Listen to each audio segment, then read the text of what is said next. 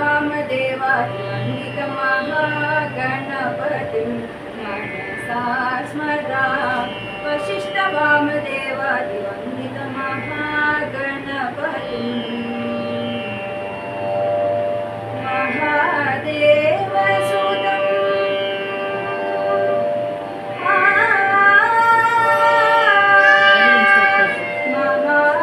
महादेवसुतं गुरुगुहनुतं महादेवसुतं गुरुगुहनुतं मारकोटि प्रकाशं शातं मारकोटि प्रकाशं शातं महाकाव्यनाटकदिव्यं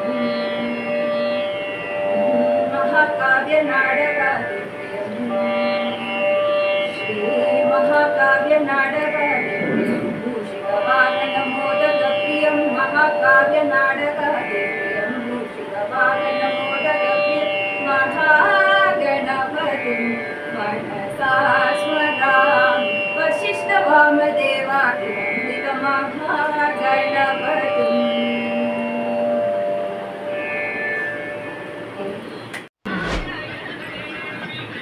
good morning to all. நான் தான் ஸ்ருதி, செகண்டரி எம்பிபிஎஸ் படிக்கிறேன். இப்போ நான் வந்து எல்லாருக்குமே மோஸ்ட்டாக இருக்கிறது பிபி அந்த ஹைப்பர் டென்ஷன் பற்றி இப்போ பேச போகிறேன். இப்போ நார்மலாக இப்போ நம்ம பாப்புலேஷன் 7.8 பில்லியன் கிட்ட இருக்குது. அந்த 1.1 பில்லியன் பீப்புள்ஸ் கிட்ட ஹைப்பர் டென்ஷன் இருக்குன்னு சர்வே சொல்கிறாங்க. ஸோ அதனால் பார்க்குற மேஜராக இருக்க டிசீஸ் இது. ஸோ இதனால பார்த்தீங்கன்னா இதனால உங்களுக்கு மற்ற நிறைய ஹார்ட் பிரச்சனை, கிட்னி பிரச்சனை வரலாம். இல்லை வேறு எதனா பிரச்சனை இருக்கிறதுனால கூட இந்த பிபி வரலாம். ஸோ நீங்கள் பிபியை கண்ட்ரோலாக வச்சுக்கிட்டா மற்ற பிரச்சனை வரத்தை நீங்கள் தடுக்கலாம். ஸோ அதனால் இப்போ என்னன்னா ஃபஸ்ட்டு எப்படி பிபி வருதுன்னு ஒரு சின்ன இது மாதிரி சொல்கிறேன். ஸோ இப்போ ஃபஸ்ட்டு ஹார்ட் இருக்குன்னா ஹார்ட் பிளட் வெசல்ஸ்குள்ளே தள்ளும். ஸோ அந்த பிளட் வெசல்ஸ்குள்ளே போன பிளட் மற்ற ஆர்கன்ஸ்க்கு போய் நமக்கு ஆர்கனை செயல்பட வைக்கும். இப்போ என்ன ஆகுதுன்னா இப்போ வெசல்ஸ் உங்களுக்கு குட்டி ஆயிடுச்சு, இல்லை வெசல்ஸ் ஹார்ட் ஆயிடுச்சுன்னா அந்த ஹார்ட் பிளட் தள்ளுறதுக்கு ரொம்ப கஷ்டப்படும். ஸோ அப்போ என்ன ஆகும், பிளட் போகிறது கம்மியாயிட்டு நம்மளுக்கு போகிற ஆர்கன்ஸில் பிளட் கொஞ்சம் கம்மியாயிட்டு ஆர்கன் பிரச்சனை வரும். ஸோ இதுதான் நடக்க போகுது. ஸோ ஒன்று உங்களுக்கு பிளட் வெசல்ஸ் குட்டி ஆகலாம், இல்லை பிளட் வெசல்ஸ் ஹார்ட் ஆகலாம். ஸோ எப்படிலாம் இது ஆகுதுன்னு பார்க்கலாம். முதல்ல ஒபிசிட்டி, அப்புறம் ஃபேட்டி ஃபுட்ஸ் அதிகமாக எடுத்துக்கிட்டிங்கன்னா அந்த வெசலோட உள்ள பகுதியில் உங்களுக்கு நிறைய ஃபேட்ஸ் தங்கிடும். ஸோ அதனால் என்ன ஆகும்னா உங்களுக்கு அந்த போகிற வழி குட்டி ஆகிறதுனால பிளட் ரொம்ப ப்ரெஷரோட தான் நம்ம ஹார்ட் நம்ம பிளட் வெசல்ஸ் கூட தள்ளும். ஸோ அதனால் உங்களுக்கு பார்த்தீங்கன்னா பிளட் ப்ரெஷர் வரும். அதே மாதிரி ஒபிசிட்டி எக்ஸசைஸ் பண்ணாமல் இருந்தால் கூட இது வரும். அதுக்கப்புறம் என்ன சொல்கிறாங்கன்னா more amount of salt intake. So இது ரொம்ப இம்பார்ட்டன்ட். சால்ட் இன்டேக் பார்த்தீங்கன்னா அதிகமாக சோடியம் இருக்குது. ஸோ சோடியம் அதிகமாக வந்தால் பிபி கண்டிப்பாக அதிகமாக வரும்னு சொல்கிறாங்க.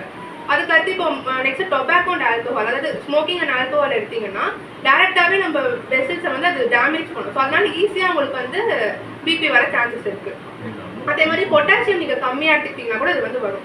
ஸோ இதுதான் பிபி இப்படி தான் வரும்னு சொல்லிட்டேன். ஸோ இது வந்துச்சுன்னா என்ன ஆகும்னா உங்களுக்கு இந்த ஆர்கன்ஸ்க்கெல்லாம் ஒழுங்காக பிளட்டு போகாமல் இந்த ஆர்கன்ஸில் பிரச்சனை, ஸோ ரீனல் பிரச்சனை, அதாவது கிட்னி பிரச்சனை, ஹார்ட் பிரச்சனைலாம் வர ஆரம்பிக்கும்.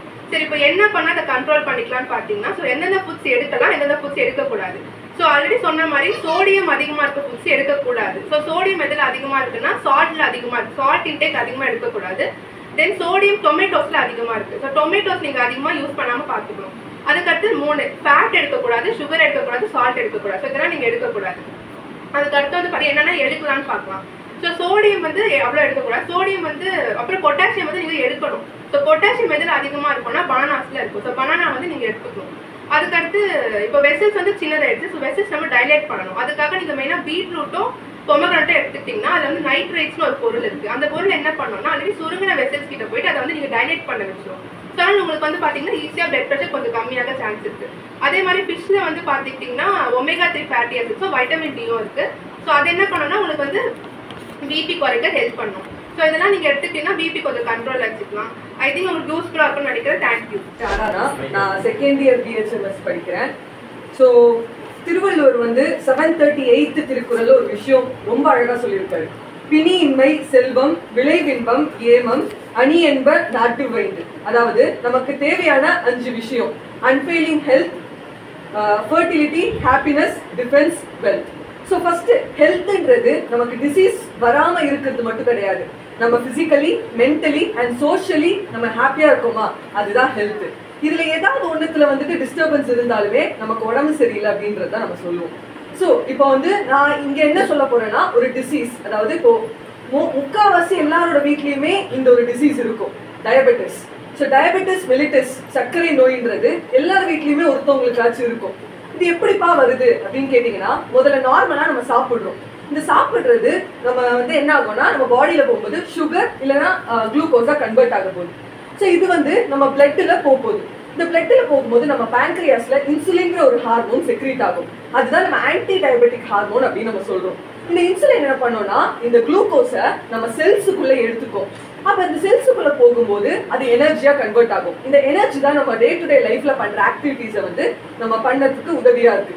ஸோ இன்கேஸ் இன்சுலின் வந்து சுரக்கலை இல்ல அது நம்ம பாடி ஏத்துக்கலன்னா இந்த டயபெட்டிஸ்ன்றது வரும். முதல்ல 16th செஞ்சுரியில தான் இந்த டயபெட்டிஸ் மெலிட்டஸ் கண்டுபிடிச்சாங்க. எப்படின்னா, ஃப்ரீக்வெண்ட் யூரினேஷன் இருக்கு அப்படின்ற போது அவங்களுக்கு டவுட் வந்து தான் இந்த டயபெட்டிஸ் மெலிட்டஸ் கண்டுபிடிச்சாங்க. இந்த டயபெட்டிஸ் அப்படின்னா பாலியூரியா. பாலியூரியானா ரொம்ப ஃப்ரீக்வெண்டா யூரினேட் பண்றது. மெலிட்டஸ்னா ஹனி. ஸோ இதுதான் இந்த டயபெட்டிஸ் மெலிட்டஸ் அப்படின்னு நம்ம சொல்றது. இப்போ எப்படி அது கண்டுபிடிக்கிறது அப்படின்னு நீங்க கேட்டீங்கன்னா, முதல்ல ரொம்ப வந்துட்டு யூரினேட் பண்ணிட்டே இருப்பாங்க. நம்ம இந்த ஸ்கூல் டைம்ல கூட பசங்க வந்து யூரின் போகணும் அப்படின்ட்டு அப்பப்போ கேட்டாங்க, என்னடா அவனுக்கு சுகரா அப்படின்னு தான் கேட்பாங்க. ஸோ அது என்னன்னா, யூரினேட் அதிகமா பண்ணா it is one of the symptoms. அதுக்கப்புறம் இப்போ நம்ம ரொம்ப யூரினேட் பண்றோம்னா கண்டிப்பா தாகம் எடுக்கும். ஸோ ரொம்ப தாகம் எடுக்குது அப்படின்னா பாலிடிக்ஸியா அப்படின்னு நம்ம சொல்லுவோம். அதுக்கப்புறம் ரொம்ப பசி எடுத்ததுன்னா பாலிஃபேஜியா. ஸோ இந்த மூணுமே இருந்ததுன்னா it is like symptoms, signs and symptoms of diabetes mellitus. அதே மாதிரி நம்ம பாடிக்குள்ள நிறைய நம்ம பாடிக்குள்ள வந்து நிறைய குளுக்கோஸ் கண்டென்ட் இருந்ததுன்னா நம்ம யூரின்லயே இந்த குளுக்கோஸ் வரும். ஸோ இது குளுக்கோசூரியா. ஸோ இதெல்லாம் தான் சைன்ஸ் அண்ட் சிம்டம்ஸ். ஸோ என்னென்ன டைப்ஸ் இருக்குன்னு பார்த்தீங்கன்னா, type 1 diabetes, type 2 diabetes, gestational diabetes, pre diabetes. இந்த டைப் 1ன்றது நம்ம பாடி ஆட்டோ இம்யூன் டிசார்டர் அப்படின்னு நம்ம சொல்லுவோம். அதாவது நம்ம செல்ஸே நமக்கு எதிராக வந்து ஒர்க் பண்றதா இந்த டைப் 1 டயபெட்டிஸ் சொல்றோம். நீங்க இந்த படத்துல எல்லாம் பார்த்துருப்பீங்க, இன்சுலின் ஷாட்ஸ் இங்க கொடுப்பாங்க. அதாவது அது என்னன்னா, இன்சுலின் நம்ம பாடியிலே சுரக்காது. அதுதான் டைப் 1 டயபெட்டிஸ். இது ஒரு 10% பேருக்கு தான் வரும். டைப் 2ன்றது தான் மோஸ்ட் ஆஃப் தம் எல்லாருக்குமே வர்றது தான் இந்த டைப் 2 டயபெட்டிஸ்ன்றது. இன்சுலின் சுரக்கும், ஆனா நம்ம பாடி அதை ஏத்துக்காது. ஸோ அதுதான் டைப் 2 டயபெட்டிஸ். இது எதனாலனா நம்ம ஜெனட்டிக்ஸ் இல்ல வந்து லைஃப் ஸ்டைல் சேஞ்சஸ் இதனாலலாம் வரும். ஜெஸ்டேஷனல் டயபெட்டிஸ்னா பிரெக்னன்சி டைம்ல வரும். இப்போ பிரெக்னன்சி டைம்ல வரும்போது இது லைஃப் லாங் நீடிக்குமான்னு கேட்டீங்கன்னா வர சான்சஸ் இருக்கு. லைக் பிரெக்னன்சி டைம்ல வந்துட்டு அது சரியாயிடும், ஆனா ஃபியூச்சர்ல வரவும் சான்ஸ் இருக்கு. ரொம்ப அவங்களுக்கு பிரெக்னன்சி டைம்ல வந்ததுன்னா குழந்தைக்கும் வர சான்ஸ் இருக்கு. அடுத்தது ப்ரீ டயபெட்டிஸ்னா ப்ரீ அதாவது பேர்ல இருக்கு முன்னாடி. ஸோ டயபெட்டிஸ் வரதுக்கு முன்னாடி கொஞ்சம் இருக்கிறதா அந்த ப்ரீ டயபெட்டிஸ் அப்படின்னு நம்ம சொல்றோம். இது எப்படிலாம் நம்ம கண்டுபிடிக்கலாம், என்னென்ன வந்து டெஸ்ட் இருக்குன்னு பாத்தீங்கன்னா, நம்ம இப்போ ஒரு பிளட் டெஸ்ட் எடுக்க போறோம்னா ஃபாஸ்டிங் அப்படின்னு சொல்லுவாங்க. அதாவது சாப்பிட்றதுக்கு முன்னாடி ஒரு டெஸ்ட் எடுக்கணும், சாப்பிட்டுட்டு 2.5 மணி நேரத்துக்கு அப்புறம் ஒரு டெஸ்ட் எடுக்கணும். சாப்பிட்றதுக்கு முன்னாடி 70 to 100 இருந்தா நீங்க நார்மல்னு அர்த்தம். இல்ல 140க்கு மேல இருந்ததுன்னா உங்களுக்கு டயபெட்டிஸ் இருக்குன்னு அர்த்தம்.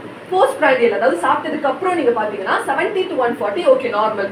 இல்ல 200க்கு மேல இருந்ததுன்னா உங்களுக்கு டயபெட்டிஸ் இருக்குன்னு அர்த்தம். இது ரெண்டு நம்ம பார்ப்போம். இன்னொரு HbA1c டெஸ்ட்னு சொல்லுவாங்க. இப்போ இன்கேஸ் நீங்க வந்து முந்தின நாள் நீங்க நிறைய ஸ்வீட் சாப்பிட்றது இருக்கலாம், அதனால கூட உங்களுக்கு அந்த டெஸ்ட்ல தெரிஞ்சிருக்கலாம். ஸோ அதை நம்ம கன்ஃபார்ம் பண்றது தான் இந்த HbA1c டெஸ்ட்னு சொல்லுவோம். இது என்னன்னா லாஸ்ட் 3 மாசம் உங்களுக்கு இருந்திருக்கா அப்படின்றத ஆவரேஜா சொல்லும். இது வந்து 6.5க்கு மேல இருந்ததுன்னா உங்களுக்கு டயபெட்டிஸ் இருக்குன்றது அர்த்தம். ஸோ அடுத்தது வந்து காம்ப்ளிகேஷன்ஸ். இதனால என்னப்பா ஆகும் அப்படின்னு நீங்க கேட்டீங்கன்னா, நம்ம ஹார்ட்டுக்கு ப்ராப்ளம் வரும், ஸ்ட்ரோக் வர சான்ஸ் இருக்கு இதை நீங்க வந்து ட்ரீட் பண்ணாம விட்டீங்கன்னா. டயபெட்டிக் நியூரோபதி, உங்களுக்கு நர்வ்ஸ் வந்து அஃபெக்ட் ஆகி சில பேருக்குலாம் சொல்லுவாங்க காலில் அடிபட்டுது சரியே ஆகலை எனக்குன்ட்டு. ஸோ அது எதுனா இந்த டயபெட்டிக் நியூரோபதினால தான். அது கடைசியாக நம்ம ஆம்பியூட்டேட் பண்ணி காலை வெட்டி எடுக்கிறது தான் நமக்கு சொல்யூஷனாக இருக்கும். நெக்ஸ்ட் டயபெட்டிக் ரெட்டினோபதி, இதனால கூட சில பேருக்கு வந்து பவர் ஜாஸ்தியாக சான்சஸ் இருக்கு. அண்ட் டயபெட்டிக் நெஃப்ரோபதி, கிட்னி டிசீசஸும் வர சான்ஸ் இருக்கு. ஸோ என்ன ட்ரீட்மெண்ட் அப்படின்னா, நீங்க பேசிக்கா முதல்ல எந்த மெடிசனும் எடுக்க தேவையில்ல, டயட் நீங்க வந்துட்டு நார்மலா மெயின்டைன் பண்ணாலே போதும். இப்போ நம்ம வந்து ஃபாஸ்ட் ஃபுட்ஸ் நிறைய சாப்பிடுறோம், கேன் ஃபுட்ஸ் நிறைய சாப்பிடுறோம். இதெல்லாம் முற்காலத்துல நம்ம சாப்பிட்டதே கிடையாது, இப்போதான் நம்ம ரொம்ப சாப்பிட ஆரம்பிச்சிட்டோம். ஸோ இந்த கேன் ஃபுட்ஸ், அதே மாதிரி ஸ்வீட்ஸ், அதான் ஒரு மித் இருக்கு, ஸ்வீட்ஸ் நம்ம சின்ன வயசுல இருந்தே ரொம்ப நிறைய சாப்பிட்டா டயபெட்டிஸ் வரும்னு சொல்லுவாங்க.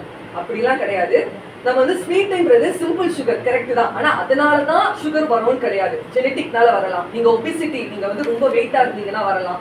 ஸோ இதெல்லாம் தான் ரீசன்ஸ். ஸோ நார்மலா டயட் அண்ட் எக்ஸசைஸ், ஒரு சர்வே சொல்லுது 30 மினிட்ஸ் நீங்க வாக்கிங் பண்ணாலே 40% ஆஃப் த டயபெட்டிஸ் நீங்க கம்மி பண்ணலான்ட்டு. ஸோ யாருமே இப்போ வர நடக்கிறதும் கிடையாது, எக்ஸசைஸ் பண்றதும் கிடையாது.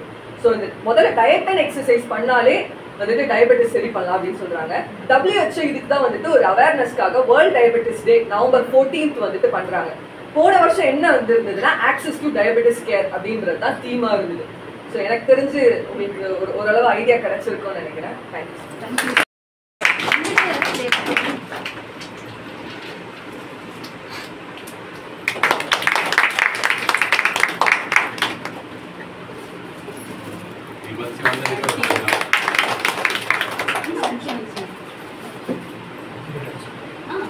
விஷயமாப்படுன்னா அந்த தேரையன்றவர் என்ன பண்ணா ஒரு பாத்திரத்தில் தண்ணி எடுத்து வந்து அந்த சலசலப்பை உருவாக்குனார்.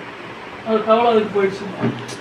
2000-3000 வருஷம் யூஎஸ் மெடிசன்லாம் இப்போ வந்து மிஞ்சி போனால் 200-300 இயர்ஸ்க்குள்ளே தான் இந்த ஆப்ரேஷன்ன்ற லெவலுக்கு எல்லாமே போனாங்க. நம்ம ஏன்ஷியன்ட் பீப்புள் 2000-3000 இயர்ஸ்க்கு முன்னாடியே பண்ணது. நம்ம மெடிசன் டெவலப் ஆகணும். இவங்க சொன்ன மாதிரி 100% தெரிஞ்சவங்க 80% சொல்லிக் கொடுப்பாங்க, 80% தெரிஞ்சவங்க 60%, அப்புறம் போய் இப்போ 10%லேயே 5%லேயே நிற்கிது. அப்படி இல்லாமல் நீங்கள் கற்றுக்கிறது எல்லாருக்கும் கற்றுக் கொடுத்தீங்கன்னா கண்டிப்பாக இன்க்ரீஸ் ஆகுன்றது என்னுடைய அதான் ஷேர் பண்ண நினச்சேன். கதை சொல்ல ஆரம்பித்தேன். அதுக்கு முன்னாடி அக்குபஞ்சர் எந்த ட்ரீட்மெண்ட்டாக இருந்தாலும் திருவள்ளூர் எத்தனையோ வருஷத்துக்கு முன்னாடியே குரல் எழுதியிருக்கேன். நோய் நாடி, நோய் முதல் நாடி, அது தணிக்கும் வாய் நாடி வாய்ப்பச்சை. அது எல்லா டாக்டர், அக்குபஞ்சர் டாக்டர், ஹோமியோபதி யாருக்காக இருந்தாலும் முதல்ல நோய் வந்து என்ன மாதிரியான நோய் அதை டயக்னைஸ் பண்ணி அதுக்கான மருந்து கொடுத்தா மட்டும்தான் சரியாகும். அதனால் முதல்ல வந்து நம்ம யார் பேஷண்ட் என்ன வந்தாலும் அவங்க சொல்கிறத கேட்டு அதுக்கு கரெக்டாக பண்ணால் தான் எல்லாம் சரியாகுன்றது தான். அது முதல்ல ஒரு கதை ஒன்று சொன்னாங்க. வாழ்க்கையில் வந்து நிறைய பேர் முயற்சி பண்ணுறாங்க தவிர எடுத்தவொடனே முயற்சியில் வெற்றி கொள்கிறவங்களை விட தோல்வி அடைகிறது தான் வெற்றி நிறைய வாய்ப்பு இருக்குன்றது ஒரு கதை. 20 வருஷத்துக்கு முன்னாடி நான் ஒரு மீட்டிங் போகும்போது ஒரு சார் சொன்னார். ஒருத்தர் வந்து சர்ச்சில் வந்து மணி அடிக்கிற வேலை செஞ்சுட்டு இருந்திருக்கார். அவருக்கு 500 ரூபாவோ 1000 ரூபாவோ சம்பளம். அந்த சம்பளத்தை வச்சு அவர் லைஃப் பண்ணிட்டு இருந்தார். ஒரு புதுசாக ஒரு பாதிரியார் வந்திருக்கார். வந்தோடனே அவரை கூப்பிட்டார். நீங்கள் என்ன படிச்சிருக்காங்க? சார் நான் இந்த மாதிரி 8th தான் சார் படிச்சிருக்காங்க. இல்லைப்பா சர்ச்சில் புது ரூல் எடுத்துகிட்டு வந்திருக்கோம். 10th படித்தவங்களை மட்டும்தான் பெல் அடிக்கிற வேலை இனிமேல் கொடுக்க போகிறோம். சர்ச்சில் டெய்லி மணி அடிக்கிற வேலை இனிமேல் 10th படித்தவங்களை மட்டும் தான் கொடுக்க போகிறோம். ஐயா இந்த வயசுக்கு மேலே நான் எப்படி படிக்கிறது இல்லைப்பா, இது ஒன்றும் பண்ண முடியாதுப்பா, நல்லா தான் கரெக்டு. சர்ச்சுக்குன்னு எங்களுக்கு வாட்டிகள்லேருந்து வந்திருக்க ரூல்ஸ், இந்த ரூல்ஸ் தான் நாங்கள் ஃபாலோ பண்ணோம் அப்படின்னு மாதிரி சொல்கிறார். சரி நீ ஒரு நாள் அது இப்படி பண்ணிட்டார். அவருக்கு இந்த சர்ச்சை தவிர வேறு எதுவுமே தெரியாது. வீட்டில் வந்து சர்ச்சுக்கு போகிற சர்ச்சுக்கு எடுத்து போகிறேன் ஒரு சரின்னு சொல்லிட்டு அவருக்கு செட்டில்மெண்ட் மாதிரி அது ஒரு அமௌண்ட் கொடுத்தாங்க. அதை வாங்கி வீட்டுக்கு போயிட்டு என்ன பண்ணுன்னு தெரியாமல் சரி சர்ச்சுக்கு போகிறவங்க எல்லாருமே கேண்டில் வாங்கினாங்க. ஸோ நம்ம அந்த கேண்டில் ஒன்றா பிஸ்னஸ் பண்ணலாம்னு சொல்லிட்டு கொஞ்சமாக கேண்டில் வாங்கி வந்து அதை சேல் பண்ணியிருக்காங்க. அப்படி கொஞ்சம் கொஞ்சமாக அதுக்கப்புறம் இந்த பூஜை பொருட்கள், சாமி ஃபோட்டோஸு, ஜபமாலை, அது மாதிரியெல்லாம் கொஞ்சம் கொஞ்சமாக விற்க ஆரம்பிச்சு ரொம்ப பெரிய ஆள் இருக்காங்க. ஒரு பிரான்ச், 2 பிரான்ச், 5 பிரான்ச். அதுக்கப்புறம் பெரிய ஆளானோடனே அவரை இன்டர்வியூ பண்ணியிருக்காங்க. நீங்கள் என்ன சார் இவ்வளோ பெரிய தொழில் பேர் ஆகிட்டீங்களா, நீங்கள் என்ன படிச்சிருக்கீங்க அப்படின்னு கேட்காங்க. நான் 8th படிச்சிருக்கேன் அப்படின்னா. 8th படித்தே இவ்வளோ பெரிய ஆளாக இருக்கீங்களா, 10th படித்தா என்ன பண்ணியிருக்கீங்க? பெரிய படிப்பு படித்தா நான் 10th படிச்சிருந்தா மணி அடிச்சுன்னு பண்ணியிருக்காங்க. அவருக்கு அந்த வாய்ப்பு வந்து தடைப்படும் போது தான் அவருக்கு வாழ்க்கையில் முன்னேறணுன்ற எண்ணமே வருது. அவருக்கு சப்போஸ் அந்த வேலை போகலன்னா அவர் லைஃப் லாங் மேபி அந்த பில் அடிச்சுட்டே தான் இருந்திருப்பார். ஸோ நமக்கு வாழ்க்கையில் எந்த ஒரு பிரச்சனை வந்தாலும் அந்த ஓவர் கம் பண்ணி வெளியே வர்றது தான் யோசிக்கணும். அதுலேயே நின்றுன்றதுனா நம்ம ஒரு ஸ்டெப் கூட போக முடியாது. அதுதான் என்னுடைய நன்றி. எல்லாருக்கும்